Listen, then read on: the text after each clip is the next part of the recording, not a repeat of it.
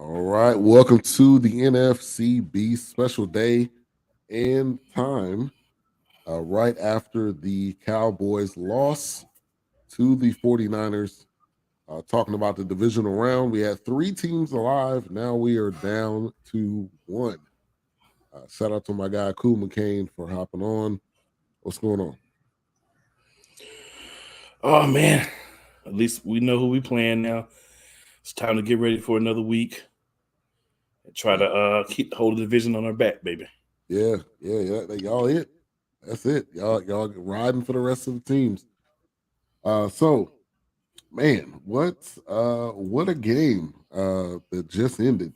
There's a lot of layers to this. Obviously, this was definitely a game that Cowboys had a chance to win. They 100% were in this game the entire game. I think the defense played well until about the end of the third quarter, fourth quarter, where they started to just get ran on by whoever was running the ball, Elijah Mitchell or McCaffrey. I think the biggest thing is that Dak throwing the two picks. I mean, that hit you right Yeah. there. Now, for a long time, I was on the Dak train, but I am officially off the Dak train tonight. I'm done. I can't do it anymore. Not because he's not a good person. The dude's a great person. Dude's the leader. He should be a captain of this team, but he cannot seem to not make mistakes. And everybody, we've said this so many times. A lot of Cowboys fans have said, "Okay, Dak, this is why you make this money. Forget the money. This is why you're the quarterback of the Dallas Cowboys at the end of the day." And he just honestly, he's not it. He will not lead this team to a conference championship game.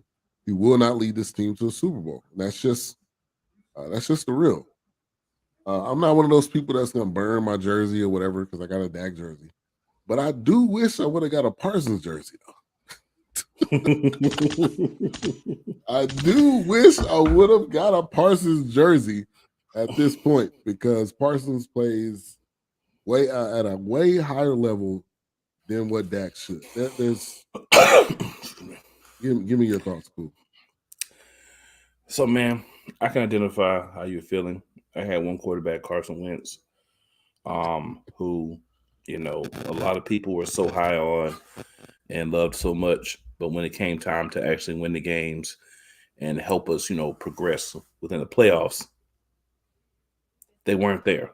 He wasn't there to do it. And the thing is, you do get to that point as a fan where you just like, I think your situation is different, but still the same in that it's a quarterback that you're just like, you know what, man, I don't think we can win with you anymore. Right? I mean, not what we want to do. I mean, it's great to have the stats. It's great to, put up numbers. It's great to look good in your outfit and have the women swoon over him and everybody like him and he's a great guy. But it's another thing what you do on the actual field in the playoffs. And I mean, we could talk about regular season all day. None of that matters. We all talk about championships, and if you can't help your team get there, it's tough. Yeah. Shout out to Steven. He actually commented at 6:50, so he jumped in the chat early. We Yeah, got he's ready. yeah, he was ready. Rod Uncensored Podcast. Thank you for tuning in. Check out his channel. Make sure to subscribe there. We got Snowman in the morning. I know he is excited. Tomorrow morning, he probably won't even sleep. He'll probably be ready early, bright and early. Tony Romo 2.0. Yes. Like at this point, and they were, we just talked about Carson Wentz. They were drafted in the same draft class. Yeah. And they both equated to nothing. Now, I'll say this: Carson Wentz did lead his team in the regular season, but Nick Foles took the reins.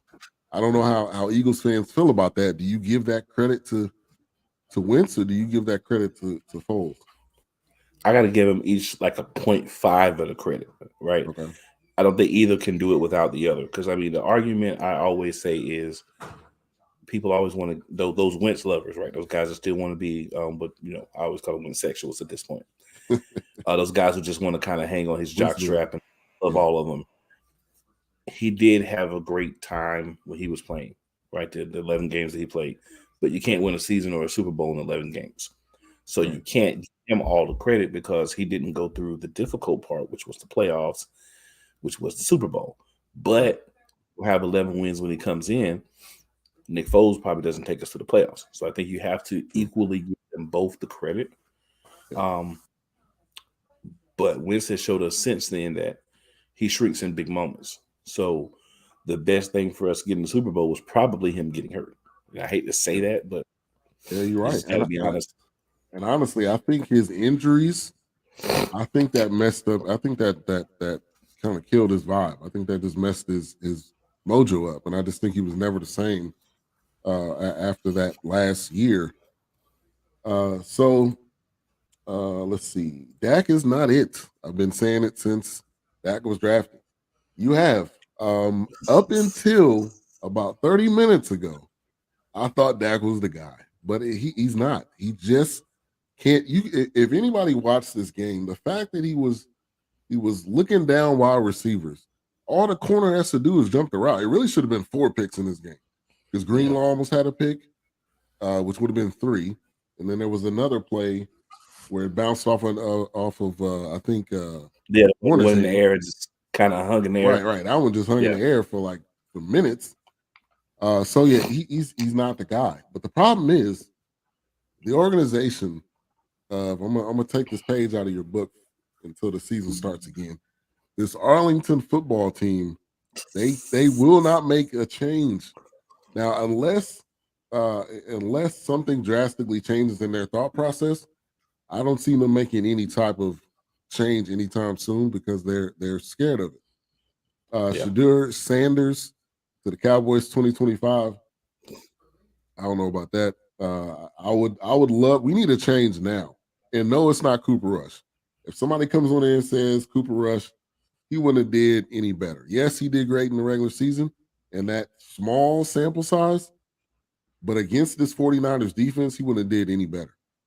And part of the problem, and it wasn't even that the defense didn't even, I'm not going to say they didn't play great, but the first pick was a bounce off of a defender's hands, which was in a tight spot. You didn't need to try to throw that pass in the first place. Right. And the second one was just directly to the defender. It was behind. I mean, it was passes behind. At this point in Dak's career, there's 0 excuses. I don't care who you are. I don't care what level of a fan you are. I don't care if you're Dak. There's 0 excuses at this point in time. He said, man, oh man, this was tough. It's Dak and Kellen Moore that cost the game, along with Schultz and terrible clock management. I'm not gonna blame it on Schultz. If he would have or would have stepped out of bounds, it wouldn't have mattered. They wouldn't have won this game. Every Cowboys beat writer, whoever was there at the game, they literally had their article finished. Okay, when they had the ball, their article was finished. When Dak went up to all the offensive linemen, he was all dapping them up. Their article was done. Their backpack was packed. All they had to do was close the laptop and move on with their day. Like it's not Schultz's fault. I'm not even gonna pull it on Kellen Moore because it's the throws that you make. If you can't make key throws, it's a wrap for you. And he couldn't throw a touchdown the entire game. Well, he threw the one to Schultz in the first half. The second half, he couldn't. And I put this in our group text. He's going to, and they've been saying it all night. He's gonna have to throw the ball. And Pollard going down didn't help either. Yeah, it didn't help. That sucked. It is what it is. Cowboys need to fire the head coach and the OC need to give up the picks to get Sean Payton. If you're going to fire the head coach and the OC, then you promote the DC. You don't go get Sean Payton because you don't give up the picks because you need the picks because you feel like you have a problem at quarterback. If you feel like you have a problem at quarterback, the logical thing to do if you're paying Dak is you got to go draft somebody. The best way to do that is use your draft capital to move up. Right. True. And the flip side of this, when Sean Payton comes into the building, he wants control. He doesn't just want to be a head coach. He doesn't just want to be a guy that walks around on the sideline. He wants to be fully involved, and I don't think the Cowboys would do that. I think it would be great, but I don't think they would because you haven't. You only heard them linked because they've been linked since he left here. That's the only reason Mm-hmm. why. And I think they don't want to. I don't think they would give up the amount of control, and they just like being comfortable. This organization likes being comfortable and making money because they're the second most valuable franchise in all of sports. So, what reason would they need to make any type of drastic change? Why? That's. That's unfortunately, for you, a very valid point. Yeah. All right. It's crazy just because there's so many things, man. And I look at that game, I'm like, dag, Dallas, like, you know what I'm saying? You did point out, you did do one of the things that Mr. Big Time was talking about earlier today. You kind of showed Brock Purdy that, hey, you're not gonna come out here and do what you did to some of Right. these other teams Mm-hmm. against us. He was able to do enough, obviously, to win the game, but No there was touchdowns. this, yeah, there was a steep drop off from what we had seen from him coming into this game. And the defense showed up. I got nothing but praise for this defense. I They think really they did. I think they got worn down towards that end. In the into the third, fourth quarter. I just think they got worn down, and I think hats off to Mike Shanahan. I mean, to be able to coach this type of game with a seventh round quarterback who didn't make any mistakes. He got sacked maybe twice in the game, but he didn't make mistakes. They got extremely lucky with that catch by Kittle across the Mm-hmm. middle, an amazing catch by him. But Shanahan has proven that he can coach with anybody at quarterback. That's what a true coach is. Being able to coach up your guys, no matter who they are. Who knew who Dre Kinlaw was and who knew who Fred Warner was coming out of college? I didn't. Right. I paid Yeah. pretty close attention, but I didn't. The defense, they played well, and this was a battle. I think I do like that the score was uh, low, and it was a defensive battle the entire game. So I got nothing but love for the defense. I got nothing but love for Quinn. I think Quinn's gone after this year. The dude's interviewed at least 4 times. Somebody's about Yeah. to give him the opportunity. So it's just a matter of when it's going to happen. He said, "What happened to Marquise Bell? Are you talking about the safety? I don't know if anything happened to him. I I don't do remember anything know, happening. yeah, I do know. So Pollard has a high ankle sprain. That was the absolute worst Yeah. of times that could have happened. Would we, 2020, looking back, would have won with Pollard? Honestly, I don't know because you still have Dak at quarterback, and when he's at quarterback, there is no guarantee. There's zero guarantee that you're going to win a game, and I think that's the problem that probably most Cowboys fans have right now is that you don't know what's going to happen when the game's on the line. You just you and they love to throw up that stat that he's had all these comeback wins. Where's the one that's in the playoffs? At this point, I don't care about regular season. I don't care he had back-to-back 12, game. That's great for the stat sheet. But when the game matters, hooray, you beat 45-year-old Tom Brady. Hooray. Don't pat yourself on the back for that. You should have done that. But when it comes into beating San Francisco in San Francisco with everything riding on it, and you had 2 opportunities at the end of the game, you didn't capitalize. Period. There's no other way to put it.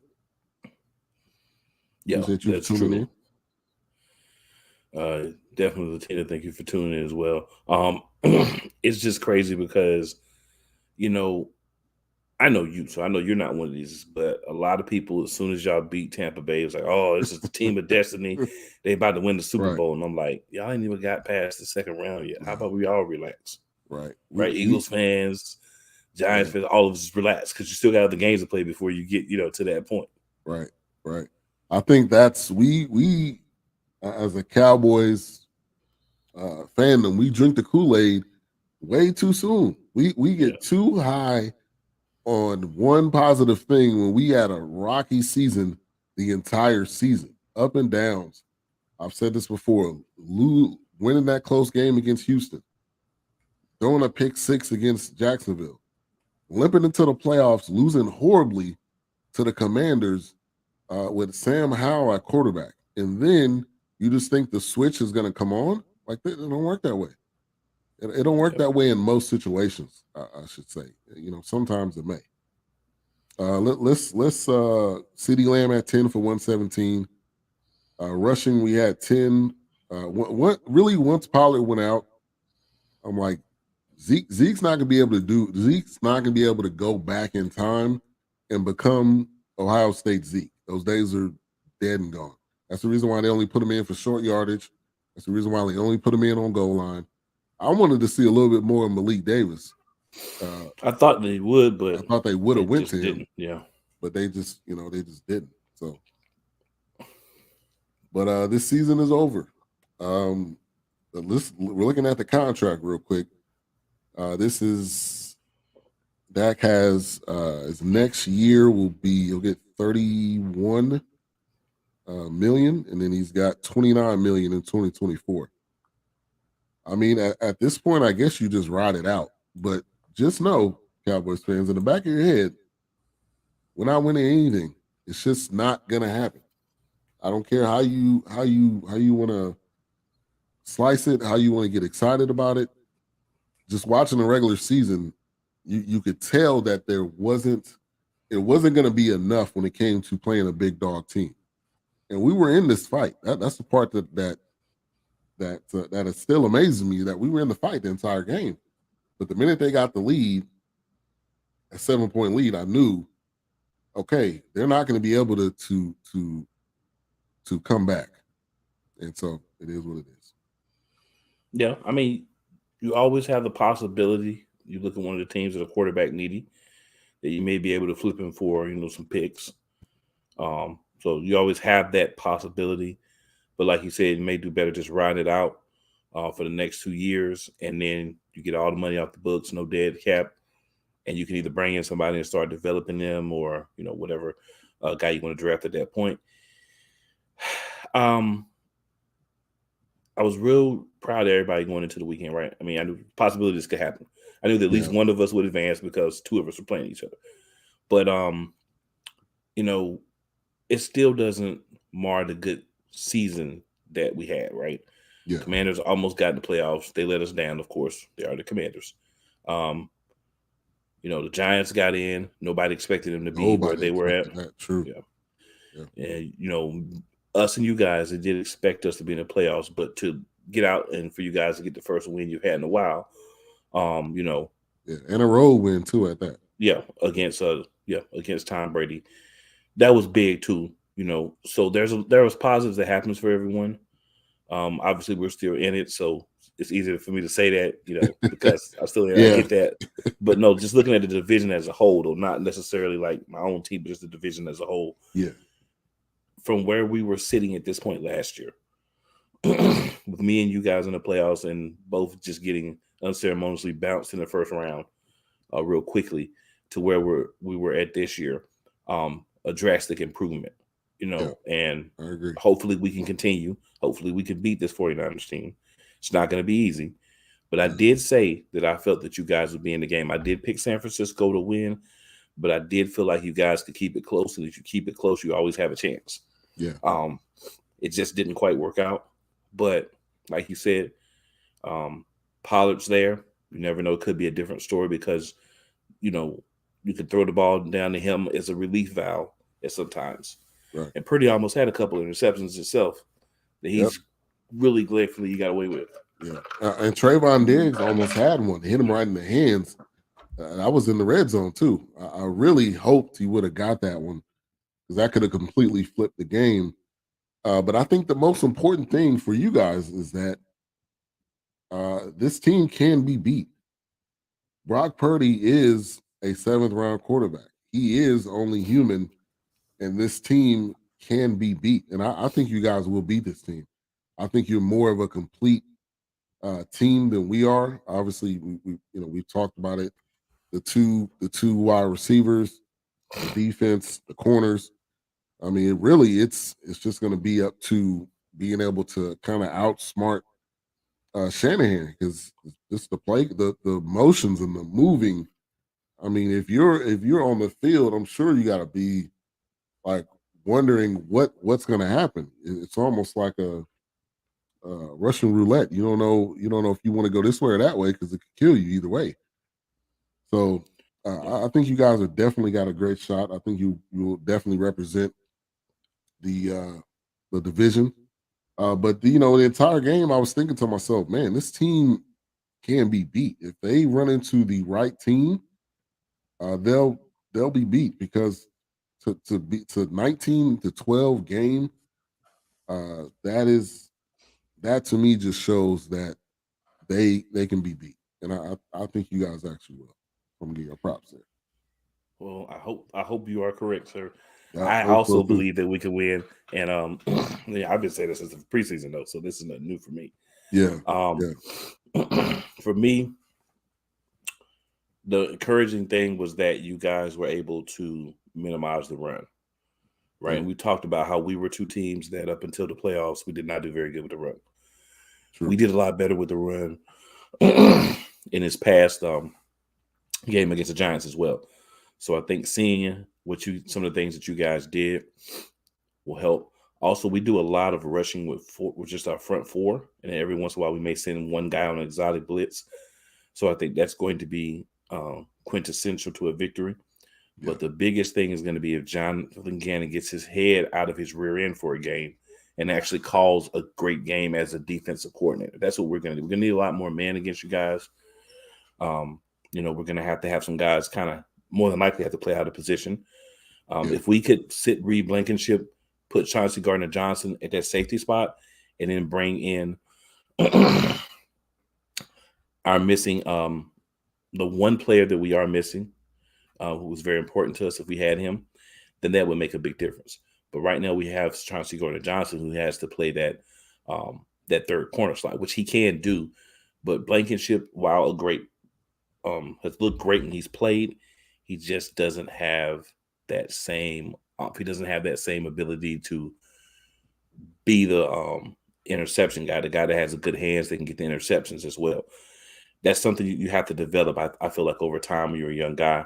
So there's that, but I don't think that that's too much of a concern because we can beat teams without winning the turnover battle, as long as we don't revert to the bad Eagles team that turns the ball over.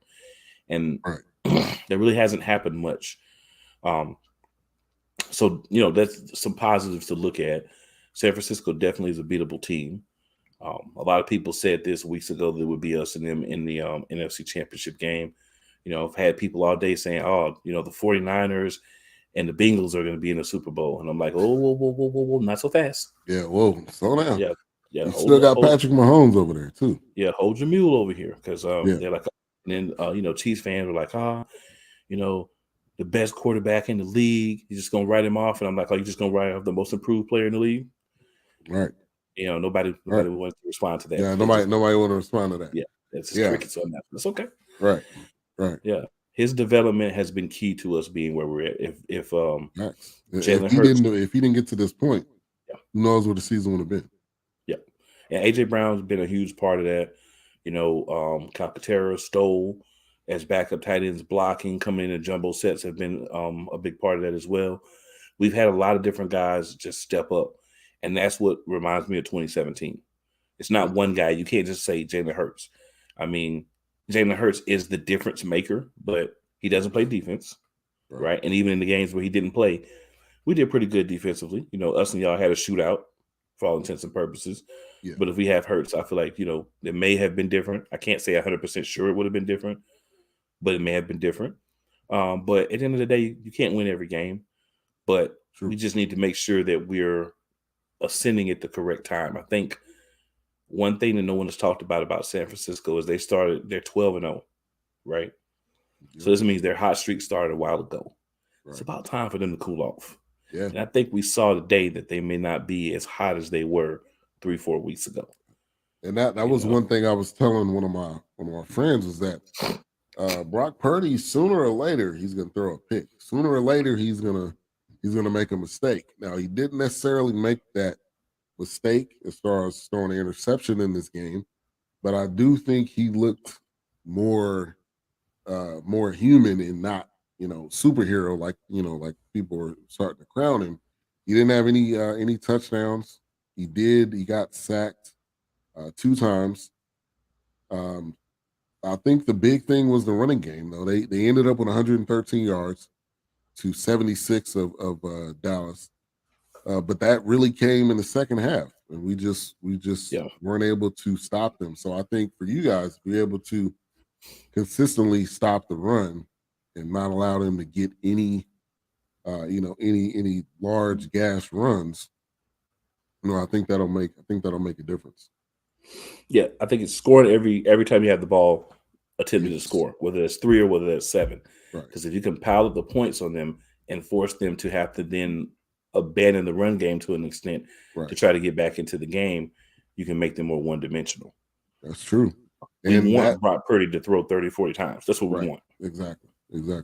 And that game plan could have helped us. So when we got to the red zone, if we would have scored, if we didn't throw a pick in the Yeah. red zone, that one. I mean, those in the playoffs, those are key possessions that you have to capitalize on. You cannot make mistakes because smart teams will build off of that, Yeah. and they will score the points when you don't score the points. So let's change gears a little bit as we get to your Eagles. They pound the Giants and they go to the NFC championship game. Hurts with 3 rushing touchdowns. That was in the first half too, right? Yeah. Yeah, All the rushing touchdowns were except for Gainwell were in the first half. yeah. Gainwell had that last one. It Um, was just a yeah, go ahead. dominating performance for me, man. It was just the Philadelphia Eagles coming out and saying, "Look, man, don't forget about us. Like, Right, we're here to stay. Yeah, we had some bad games. The thing is, everybody's going to say, "Oh, the Eagles this, the Eagles that." It's always going to be the Eagles didn't do what they were supposed to do. The Eagles didn't do this. The Eagles didn't do that, and that's fine. We live by the "no one likes us and we don't care" thing, and most of us actually believe that. There are some people who actually do care, but most of us we don't care. You know, yeah, um, you just look at the stats from that game, man. You had Gainwell with the couple of big runs. He averaged 9.3 yards a rush in 12 carries. So he had 112 yards. We had yeah, 17 for Sanders for 90. He averaged 5. Hurts had actually he had one of the rushing touchdowns. Scott had one, and Gainwell had one as well. But he threw for 2 touchdowns as well. Devontae Smith and Dallas Goedert had those touchdowns. 6 for 61 for Smith, 558 for Goddard. AJ Brown only had 3 for 22. And the significance of that is they did make a conscious effort to say AJ Brown's not going to beat us, right? yeah. But what teams have to realize is you have to pick your poison with this offense. Do Facts. you want to sell out to stop the run and get decimated in the air? Do you want to try to take away one guy and leave the other guys one-on-one? Do you want to try to play back? What is it that you want to try to take away? Because you can't take away everything. That's True. impossible. Yeah, So that's the positive that I feel, especially with Hurts at quarterback, his ability to move, his ability to extend plays, his ability to run. And I just want him to do what he did against the Giants. I don't want any more runs up the middle. I don't want any more fourth down runs off to the side. The only runs I want is either a sneak for a first down, a wide open lane that he knows he can get through, or run to the sideline and get out of bounds. yeah, yeah. Take advantage of those opportunities, but Mm-hmm. Yeah. don't abuse it because when you do that, that's when that defender's gonna catch you on the blind side. And And I see, think too, the Giants just didn't have. I don't think they do, and also didn't have the corners to really be able to keep up with you guys. With Devontae with 6 for 61, Dallas Goedert 558. mm-hmm. AJ, like you said, they kind of focused on taking him out of the game. It was 3 for 22. But I think once this game got, once they got ahead, they scored 14 in the first, 14 in the second. At that point, you playing a massive catch up game. You just don't have the pieces to be able to do that, and that's kind of what it came down to. But like you said, on a positive note, for the Giants to be at this point with this squad, really, hats off to them. Yeah, And again, hats off to the division for the Commanders almost getting in. So I mean, like there was a lot of positive, but the Eagles do move on. yeah, Move on to play the 49ers next week. So that is definitely something to be excited about. We got somebody to represent. I did want to touch on a little bit more on the Giants recap. Shout out to Wise, he wasn't able to be on, yeah. but I mean Daniel Jones, man, Daniel Jones.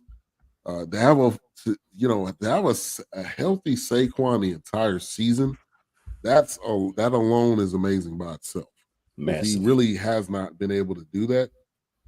So shout out to him, shout out to his team, shout out to whoever really got him, ready to go for this season. So I think that was 100% the difference maker. I think also what Dable was able to do, I think he was able to help Daniel Jones get him more comfortable, get him more opportunities on what he feels comfortable doing. Darius Slay, Richie James, Bellinger, Hodgins. I mean, these are not excuse me, not well-known names, but Right. these guys made a huge difference, in this season. So Thibodeau, Dexter Lawrence, Wise was talking about them every week. He was. They were key guys. Ojulari, and the only reason why I know that name is because Wise said it every week he was on. Yes, it did. But He did. they made a difference too. So shout out to the Giants. They got a lot. This division has a lot to look forward to going into next year, and I think the Giants have a major upside going into Yep. next year. And next year we play quote unquote a harder schedule. So when we Yeah. come out looking similar to this year, I don't want to hear anything from anyone. Right. It's not, Exactly. it's not that we didn't play this team or we didn't play that team. It's that we had a schedule. We all went out and we did what we needed to do against those teams. Right. And that's what's important. And the Giants to me definitely maximize their potential, probably even over maximize their potential. Yeah. But that's what you're supposed to do. You go out and you win all the games that you can. I picked the Giants in several upsets that they were able to make me look smart. I just looked and said, hey, you got to run the game. You got a defense that's playing well. Right. You got a quarterback that has a guy who is going to do what you were talking about earlier, that Kyle Shanahan does. I'm going to take the guy that I have. I'm going to utilize what he does well. And that's what I'm going to do. Oh, Marty. Dak Prescott. Yeah, man. I already went on my rant earlier, but he is not the guy. I just think you gotta look in the mirror, Cowboys, and you gotta say, can this guy lead us to a Super Bowl? And the honest answer is no. Is he good? Yes. Is he great? No. It's been said so many times. But you know what? I stiff-armed all those people until today. I'm in agreement with them. It is what it is. But we'll see how you feel in a week or two, man. We'll see how you feel after the Super Bowl. Right now it's fresh, man. Yeah, while you got a chance to process everything. We'll see if you still feel the same way. Yeah. You're right. I'll have some time to process. I don't want to see. I'm not gonna watch any post game interviews because I just don't want to hear it, man. It's nothing you can tell me to make me feel more convinced that next year is going to be any different. There's nothing you can tell me. Philly's O-line is going to be the difference next week. Rare to have that much experience all together. That's a great point. Yeah, I think the offensive line and the defensive line, because the defensive line, we rock in 8 to 10 fresh now that everybody's back. Yeah. So it's going to be there's going to be a lot of pressure, on Purdy next week. If he handles it, he handles it. I'm not going to run around and say, oh, the Philadelphia Eagles are definitely going to the Super Bowl. But I will say this team reminds me a lot of the team in 2017 who went and won it. But at the end of the day, it doesn't matter what they remind us of. It matters what they do when they get in between those lines next Sunday at 3 p.m. That's what's going to be very important. Right. And to your point, you got Josh Sweat Then you got Brandon Graham. Is Robert Quinn good? He is back. You got Robert Hassan Quinn. Reddick. Yeah, man. At this Jordan point, Davis. wow, it's deep, man. Yeah. It's deep. The 49ers O-line, I don't know if they're going to be able to stand up to what you guys are going to bring. And I think our defense, again, I think they did well. They got the pressures. They were over him. I just think your offense, unless they got a pick six in this game, that was the only way I thought they would have gotten close enough to win it, because the offense just wasn't able to get them into the end zone. So I was waiting on a pick.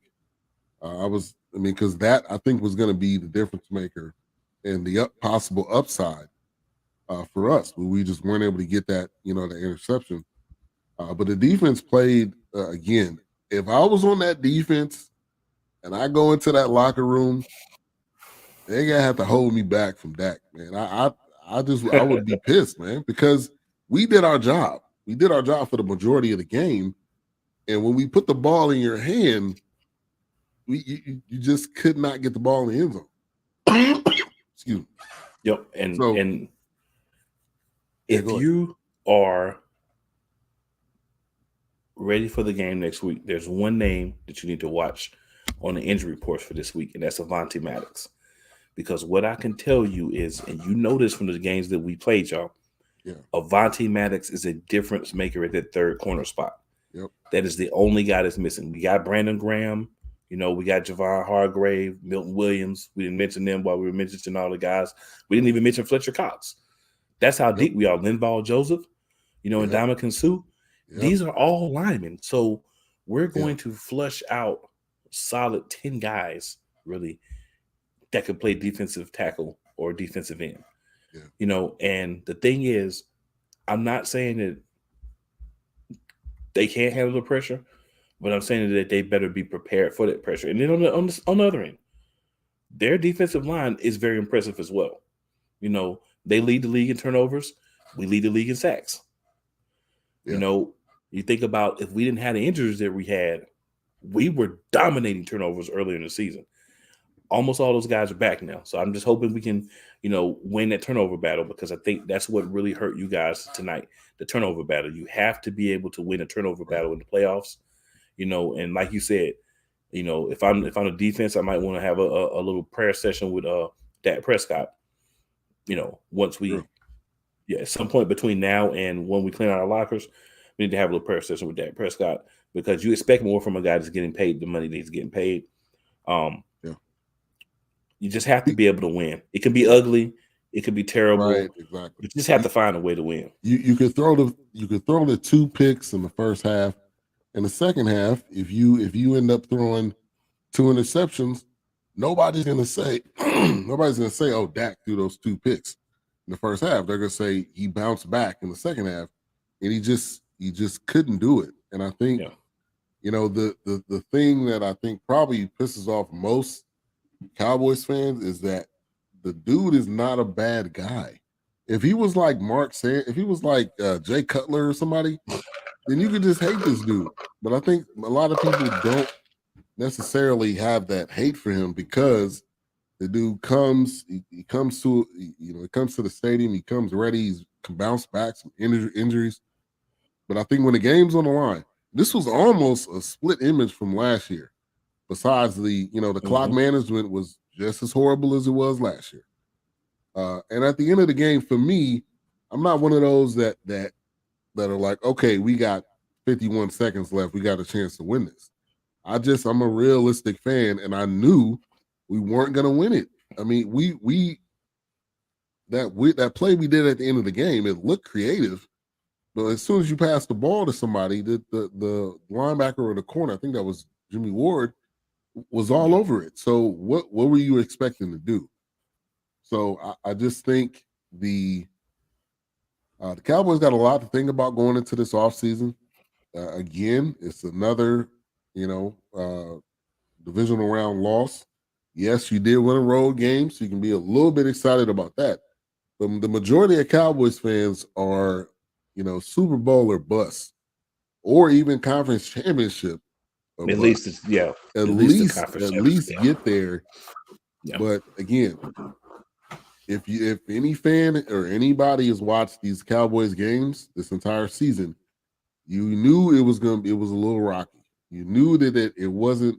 You didn't have a very high confidence in them finishing games because they didn't do it the entire season. And there's not just a switch, that turns on in most situations. And the minute that this entire game, I was thinking, man, this is almost like Trent Dilfer with the Ravens. I mean, it's like that defense was crazy, but nobody remembers what Trent Dilfer did. Who remembers what Trent Dilfer did in that run, in that Super Bowl run? I don't personally. Right. I do remember Ray Lewis all over the field. Ed Reed. I do remember that. Ed Reed. I think Suggs was there at that point. Yeah, he was. Suggs was there. Yep. So I mean, I do remember them, but I don't remember Trent Dilfer. So I think the defense did what they had to do. They didn't get that key. They didn't get that key turnover, which normally, if we rewind back, normally that's normally the thing that kind of flips it. Now they did get that fumble, but that on the kickoff, but that fumble resulted in 3 points. Yeah. And 3s against 7. The last time I checked, the one with the 7s is the one that's going to win, not the one with the 3s. So, it is what it is. Eagles will host 49ers in the NFC Championship game next week. The Bengals will also play the Chiefs next week. The Bengals are not real quick as we just changed gears. The Bengals were not just a one and done team. Honestly, going into this year, I don't think they can duplicate what they did last year. But the way they beat the Bills, next week's games on both conferences, I think are going to be great matchups. Yeah. I will say this on the Bengals. The NFL pissed the Bengals off twice. And when you piss off a team twice, you get them the motivation that you never want to give a team. Yep. The first thing they did was they said, even though you guys also got screwed in this whole situation with Hamlin, and I'm glad he was able to attend the game at least and be there for the team because of everything that happened with him. Right. They then said, you know what? We're going to go ahead and start selling tickets to Atlanta, which would be the neutral site only if the Bills win. But we're going to go ahead and do that early because we don't think we're going to win. Wow. Right? Yeah, you don't do that. Yeah. You don't do that to Joe Burrow. Joe Burrow Joe Burrow got that Michael Jordan memory. Well, if you cross him at all, he seemed like he got a booklet in his back pocket. He writing down names, dates, and he coming for receipts. Everything. Yeah. Yeah. And that's the thing, man. If you have a guy, if you know the team has a guy like that, that's not what you want to do. Like when I see Hurts, he's more of the nice guy, right? Right. He'll turn it on the field, but that might motivate him, but he's not going to keep a chip on his shoulder for 3-4 years about that. Right. Joe Burrow might be pissed about this in 2026 still. Yeah. Yeah. Yeah. And feel like the NFL wronged him on multiple occasions in that game. I think they are the one team that can go in Kansas City and possibly beat Kansas City. They've beat Kansas City before. I think they won the last 3 matchups with Kansas City. So they seem to have their number. Andy Reid is a beatable coach, and that's just real. I had him in Philadelphia for a while. There are times where he has poor clock management. There's times where you need to really run the ball. He'll want to pass the ball. So he's a beatable coach because of tendencies that he has that aren't always the best. Right. Yeah. I agree with you there. And I think that's what's going to make next week's matchup great for that particular reason. Is that really all these teams can really be beat. Yeah. The 49ers, it was proven tonight that they could be beat with the right team, with the right game plan, with the right focus. And so, this is going to be a great set of games next week. So we have at least one more show. I can throw that up there real quick. Bengals beats Bills. We got at least one more show. We'll be back next week talking Eagles. The Eagles going up against the Niners, and we'll preview that. And hopefully we'll have some other guys on. We got, life is life. So we got Yeah, scheduling things that go on, family. But we definitely wanted to get a show in this week to be able to talk absolutely. about, what happened so far. So any final words from you? My final thoughts are we should beat the 49ers. But the problem is whoever wins is still going to be the same narrative. Because if Right, you said we haven't beat anybody all year, then beating us is not going to give you, this big boost in the national media. This is going to be a week of the 49ers are going to beat the Eagles. Everybody's going to pick the 49ers. Please continue to do so, national media. right, Please do not switch to us. If we beat the 49ers, don't get in the Super Bowl and start picking us to win. We right. want you to continue to sleep on the Philadelphia Eagles organization as you have done since 2010. You're still punishing us for the 5 times Andy Reid made it to the NFC Championship game and only went Right, to one Super Bowl. right. And that's fine if that's what you want to do. That's fair. I can accept that. But what I want everyone to understand is whether it's Cincinnati or whether it's the Chiefs, if we beat San Francisco, you better be prepared. Yeah, Because if you get the Philadelphia Eagles with this team to the Super Bowl, we may lose both of our coordinators this year to head coaching jobs if we win the Super Bowl. yeah, So, what better way to go out as a coordinator than with a bang with a Super Bowl ring? So, I think if we can get there, and again, I don't want to discount the San Francisco 49ers in any way, shape, or form, even though we are being discounted because we are opening as a 1.5 point favorite at home in the NFC Championship game. So, you're basically saying we think the 49ers are going to beat you, but we're giving you yeah, 1.5 because you're the home team. yeah. It's a flip. Yeah, Yeah. And that's okay. Because again, that's what we want. We right, want to be the guys that nobody believes in. We want to be the guys that are doubted. You know, we lost to the Commanders because everybody started talking great about us. yeah, Truthfully, I feel like that's what happened. yeah, Everybody started saying, "Oh, the Eagles are great; they're undefeated," and blah blah blah. And we tripped up. We didn't go out there and play as hard. We weren't as aggressive. We weren't hungry. So keep us hungry, keep us ready to win, and thank you for doing so. On that AFC Championship game, whoever wins, be prepared. yeah, All I got to say, be prepared.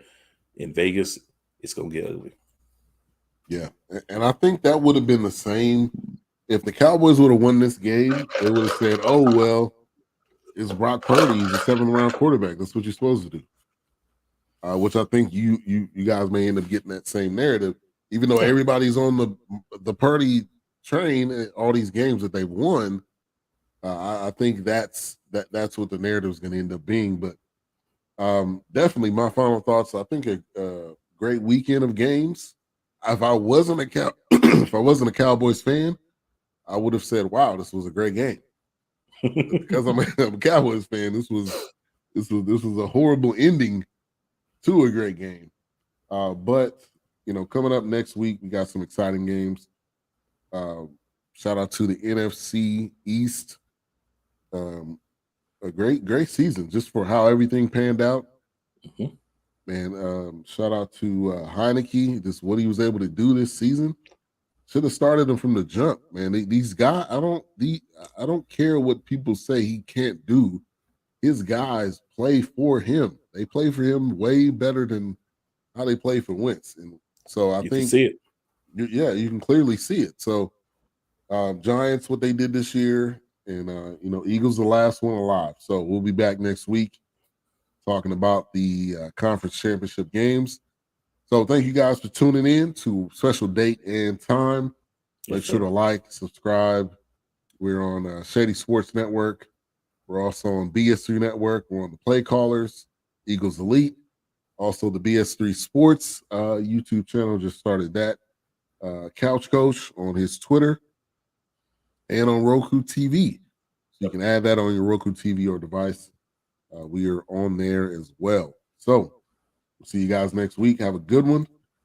Uh, Fly Eagles fly. That's the only thing I got to say. I hate to Fly say Eagles it, fly, but baby. y'all only ones riding. So I'm going for y'all next week, and we'll see what happens. Yes, sir. All right. Peace.